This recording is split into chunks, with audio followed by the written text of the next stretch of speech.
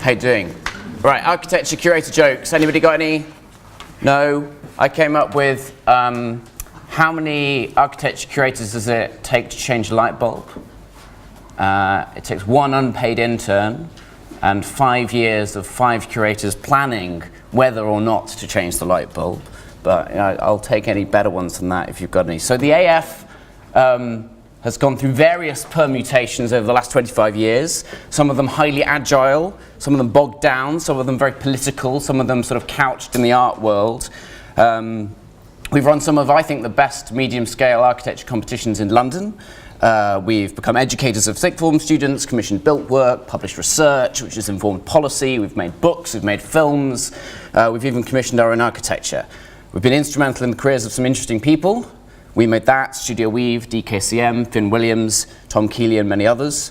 We've had more than 10 staff at times. We've had fewer than 2 staff at times. We've had vast public subsidies and no public subsidies. At the moment, we have no public subsidies, fewer than 3 staff. And I'm going to, I think the fact that we've sort of changed so many times speaks to this sort of chameleon-like capacity to adapt to whatever the industry is doing. With that in mind, it's quite hard to sort of talk about what we do, because we do lots of different things depending on what's going on. So I think our most prominent output at the moment is public events. This is a 1,000 person lecture that we put on recently in the Barbican. But there's nothing intrinsic about events that make them what we should do, and neither is there anything intrinsic about other forms of project that make them something we shouldn't do. So in this talk, I'm going to drill into 4 recent projects and explore what I think was interesting about them, why we did them, what we might do in the future. These are not necessarily our largest projects, but neither are they our most high profile, but I think they raise some quite good questions that sort of relate to the theme of this symposium. So first, Donut. Donut was the first festival of Outer London, and you can sort of think of it as a family-friendly symposium that we scaled up to take over a large chunk of the old Royal Naval College in Greenwich. Included various London bands, a sequence of panel discussions, food vans from Zone 3 of London outwards, community engagement consultants building sort of giant sculptures out of cardboard boxes, an Outer London pub quiz, and we curated this with Will Self, who also did a sort of keynote Q&A with Hanif Qureshi. So Donut was a kind of intellectual land grab, if you like, on the territory of Outer London. And we're going to talk about why we did it later. And it was sort of the start of an ongoing interest in this whole kind of chunk of the city that we think is rather under-considered by architecture, but also by politics. And it began an ongoing, I should say all of this stuff is coming from the last year, right? So this was about a year ago to the day, and the other things have happened more recently. We've made films since about Donut. This is one of our Croydon documentaries. We've run walking tours around the city in a sort of attempt to explore in multiple ways the land of Outer London, and to encourage boroughs to think a bit harder about what they're doing. It was also the first project where we used the skills, labour and ideas of a significant group of volunteers, mostly Part 2s and recent Part 3s. And what they brought to the table was, of course, manpower, but also perspectives, energy and challenges. And the role of volunteers in this whole kind of context that Brian's setting up is something I want to drill into a bit later, because I think it has implications for all of us, whether that's Reba North or Venice Biennale or any of you who might want to volunteer or set up a project that will call on volunteers. Next one I want to talk about is papers. This was a kind of event that I can't quite believe we pulled off. It was a day-long festival of the art and architecture of the refugee crisis. Had about 100 participants, many of them asylum seekers or refugees themselves. It combined food, film, making, lectures, poetry, music, and a large pop-up art exhibition that took over the Barbican's conservatory and various adjoining spaces. This is Barbican Conservatory. It's sort of giant jungle-like glass house in the centre of the city of London. And what unfolded was a complex, sometimes joyful and consistently challenging set of conversations around the reality of camps around Europe and the nature of working in them. inevitably one of the most pertinent questions that was explored was what, if anything, architects could or should do to help the many people being forced to cross borders and make life-threatening journeys and living in the camps. Refreshingly, I don't think this was a hand-wringing academic question. It felt extremely practical, and people approached that in a surprising number of ways. There were people like Homes for Winter, who very simply prefabricate insulated panels, take them to Calais or Dunkirk or Lesvos or wherever, and build them into shelters. But then there are also people like Football Beyond Borders, who organise football matches. There are people like these guys, the Worldwide Tribe, who build Wi-Fi networks that serve the camps. This is a group of architects who have set up a pop-up restaurant in Folkestone for boys who are claiming asylum and are under 18. And they came and ran their pop-up restaurant in the Barbican. This is an actual boat that crossed the Mediterranean. I won't go through all of these, but there is an incredibly diverse array of stuff that architects have got involved with that hasn't necessarily made its way into exhibitions or the discourse that we wanted to kind of tease out and celebrate a little bit. We build papers as a critical celebration, so a much needed cheer from the many NGOs, practitioners and refugee-led organisations who are doing an incredible job in absurdly dehumanising situations. But we didn't want to skirt around more problematic issues that arise in the midst of those camps, or indeed the neo-colonial accusation of architects sort of going on a kind of voluntourism trips to Calais to help, and sometimes causing more harm than good. Most astonishingly, we had 10 weeks between thinking of this and doing this. Susie talked about 5 years planning a single exhibition. I think that's probably more typical. Something about the AF makes us able to move incredibly quickly compared to other institutions. And I think part of that is, again, volunteers and how quickly they will rally behind a cause that they feel is of interest to their sort of, values, worldview, and something they want to explore. Another project that drew from volunteers was Turncoats. This was a shot in the dark, not a shot from a gun, but a shot from a shot glass, specifically a vodka shot glass. It was a series of 6 roaming architecture debates which attempted to turn the panel debate forum on its format on its head. So I've been to a lot of panel debates, I'm sure you have too. They're incredibly dull, right? Most of them anyway are astonishingly boring. You have this sort of set of fairly similar people saying fairly similar things and all being incredibly polite and deferential about it. How are we meant to have a productive discourse if everyone is being so kind of eager to please each other that they won't take a risk to offend someone?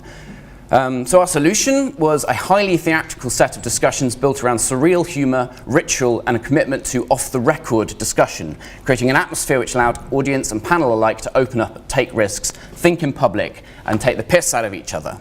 So when you arrive at Turncoats, you get your phone is placed in a silver envelope and stamped with a wax seal.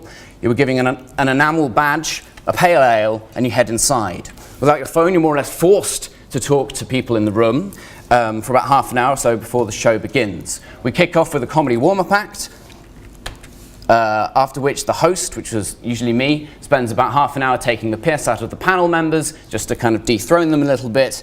And then the debate is fairly classic, and you have 2 for and 2 against this absurdly provocative motion, except that not everybody is saying what they think. This sounds a bit complicated. So some panelists speak from the heart, others construct a devil's advocate argument. What this does is it introduces a level of uncertainty about who is saying what and distances the argument from the arguer. Why do we do that? Because people are so worried about what they say getting back to, say, a client or a colleague or offending somebody that they don't say anything. And so if you can give a little bit of space between the person and what they're saying, people are much more likely to say what they really think. That's what we found anyway. It's hard to show images from Turncoats because we banned all photography and film. What we did have instead was courtroom artists, again volunteers, creating these sketches of what was going on. So this is from, I think, the 4th in the series, Ornament is Crime is Crime. and that was where it was taking place in Hoxton Hall in East London. And it has caught on. There are Turncoats chapters now around the world. There's one in New York, Vancouver, Scotland, Austin, Texas, Brussels, San Francisco, and Serbia. Possibly others too that I don't know about. People are using this format and derivations of it to shake up architectural discourse in their cities. The Architectural Institute of British Columbia, which is like a sort of Canadian RABA or ARB, described the Vancouver Turncoats as degrading to the profession. And I think if there's a higher accolade than that, I'm yet to find it. Another project which in part was about creating atmosphere was Good Grief. I'm just going to get my water. Thank you.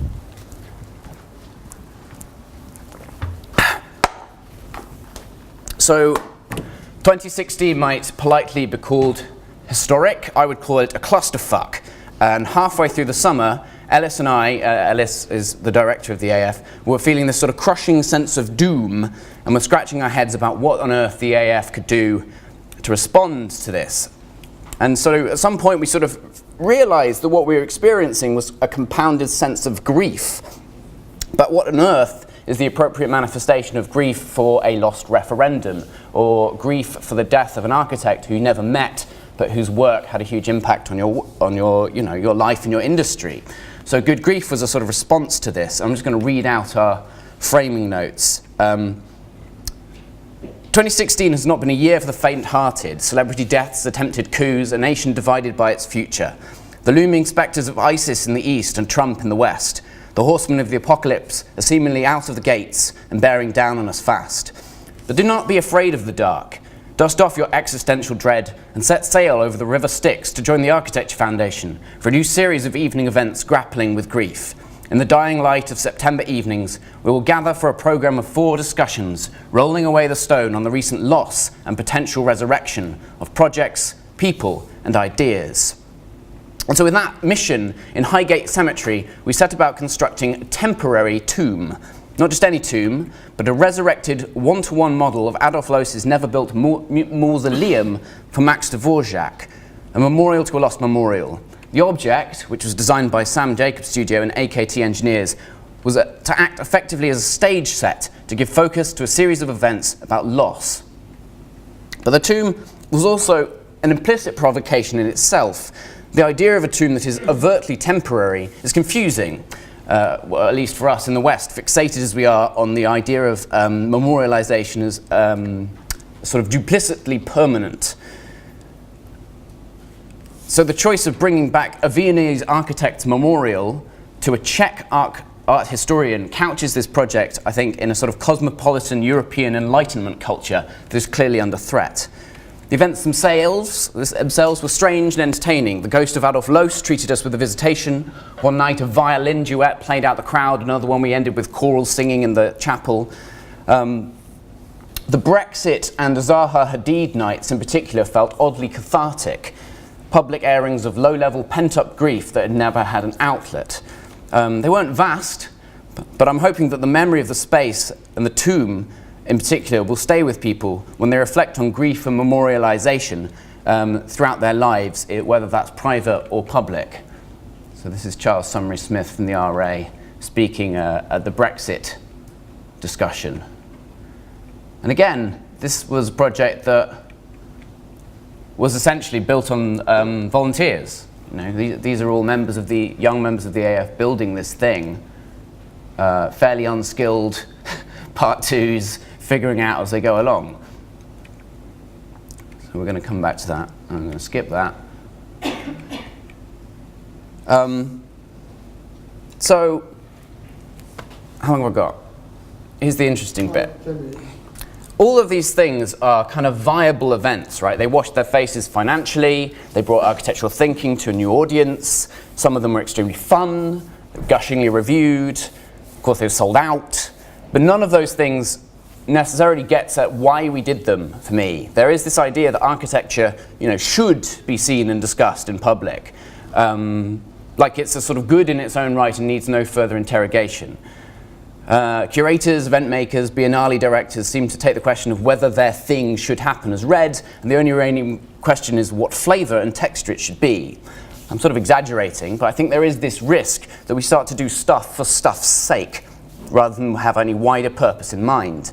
A truly radical proposal for the Venice Biennale British Pavilion might be to not do one. And the nice thing about having this perspective, or at least this sort of challenge in the back of my head, is that I don't think of the AF's neighbour institutions like the Royal Academy, or the RIBA, or the NLA as competitors or as threats. If the Royal Academy starts putting on an exceptional programme of architecture events that is better than us, then I'd say, great, job done, we don't need to do that anymore. We'll focus our energy somewhere else. Sadly, that doesn't appear to be an imminent risk, but it's worth keeping in mind. So in short, I see no reason why the foundation might not, say, open and manage studio spaces, which we rent to architects who need it. I see no reason why we might not become a housing developer, testing new dwellings types at one-to-one with real tenants. If some hypothetical future London is suddenly lacking decent architectural schools, I don't see why we wouldn't open one ourselves. Or if the AJ and the AR continue to decline with their imminent sell-off, I see no reason why the AF shouldn't launch a periodical or magazine or newspaper. The apparent limits on what we should do as kind of propagators of architecture are fairly arbitrary and always worth challenging. And I think this applies as much to what we shouldn't do as what we should. So the Architecture Foundation used to run small galleries. We had a small gallery called 9H in the bottom of David Chipperfield's offices, and then we had a small gallery on Tooley Street. And I am convinced, should we return to a model of inhabiting space, that a small gallery probably isn't the right one to go for. There are lots of small galleries in London, quite a lot of large ones, and none of them seem to have much agency beyond their walls. And so I feel like many of these institutions seem to take their existence, their continued existence, as the primary agenda, and everything else slots within that. Okay, that's a very flexible agenda, and it's easily possible to do interesting stuff within that agenda. But I'm not particularly worried about the AF ceasing to exist in the future. We're a membership organisation, and if our members don't think we should exist, then it's right and proper that we wrap the project up. I do wonder sometimes whether the RIBA and other organisations that are essentially membership organisations have a similar attitude or not. So if you take my 4 examples, none of them I think are done for doing them's sake. They all have a meta agenda at play. Turncoats is about changing the conversation in London planning about outer London. Sorry, Donut is. Turncoats, all right, it's about having fun and having some interesting discussions, but really it's an implicit challenge to these other institutions to try and get them to up their game. Sure enough, on the 7th of February, the RIBA will host an evening of comedic architectural chat with a serious twist. Multiple speakers, alcohol, and a comedian warm-up act. They've even invited Turncoats co-founder Maria Smith as one of their speakers. Reminds you of something? Papers was obvious, a sort of urgent response to an immediate humanitarian crisis which many of our members want to help out with but are unsure how to. And also part of a wider project in challenging the narratives around who asylum seekers are. Part of which has become crushingly clear is desperately needed, and all of us should be trying to work on that somehow. And of case of good grief, well, it was a response to Brexit, a response to the passing of Zaha Hadid, and a feeling that architecture is ill-equipped to take on the enormity of death, a subject I've written about for Dezeen and other places. So for me at the moment, the AF, the question we're always asking ourselves when devising a project is, does this fit in with what we've done before? Is it an appropriate thing? Isn't so important. It's, is this an effective, interesting and useful way to make an impact on the work of our members and the citizens whom they serve? And I think there's a question here around inclusivity, right? So Susie described the RIBA North as being a place for everyone to discover architecture. And you hear this a lot, this sort of, how is this project representative of a diverse community? Do we have enough black people on the panel? Do we have enough women in the audience? Do we have enough working class views represented? Now, anyone who knows me knows that I'm incredibly supportive of those efforts and hugely critical of people who don't make the effort. But I think there's a risk of conflating method and ends here, ends and means. So do we strive for diversity as an objective, or is it a method for achieving something else, something perhaps more profound? And I think that also sort of gets lost in this kind of tick box culture of audience analysis. And on a more light-hearted note, I'd put that challenge to the Venice Biennale. What is the point of Venice? Why do we think it is important? Why do we love it so much? Why do the British in particular love it? And then partly I wonder if the reason we love it, in particular the vernissage bit of it, is that we have such a dull architectural culture here. There are no good parties, sort of small exhibition openings, office relocations. Okay, there's the Serpentine party, but that's so elitist, it's essentially pointless. So perhaps the AF should really put higher up its agenda throwing good parties as a core part of its project. I was going to talk about volunteers. Do I have any time left? 5 minutes. 5 minutes, okay, that's enough time.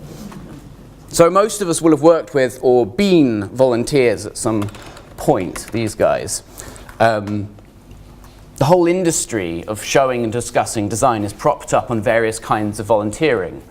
Now, I'm not trying to rehash the unpaid internships debate, but it's more of an open question about the opportunities that volunteers could bring.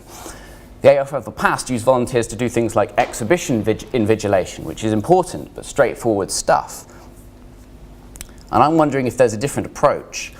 I'm not convinced by the model of running the AF which involves Ellis and I in some sort of ivory tower dispensing program to the world. Not that I don't think we don't have good ideas, more that that model is inherently constrained.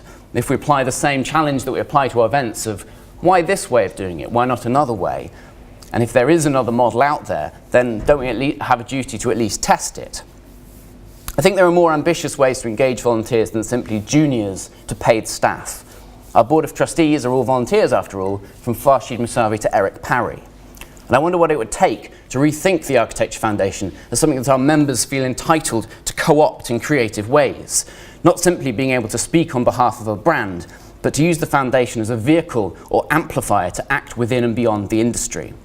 And I wonder, you can sort of tell that I'm still trying to get my head around this, and I'd be really interested to talk to some of you about it later. But to take one example, in March, we're going to hold a lecture. It will be the largest architecture lecture ever in London, 1,900 people coming to see Nishizawa speak in the concert hall of the Barbican. It's like absurdly big. And it's going to be brilliant, and you should all come. But in the back of my mind, I'm wondering, rather than 1,900 people sitting together to watch what one architect can do in 2 hours, wouldn't it be more interesting to see what 1,900 architects can do acting together in 1 hour? And I sort of want to end on that note, really, as an implicit challenge to the kind of curation that we tend to see coming out of our large institutions. Thank you very much.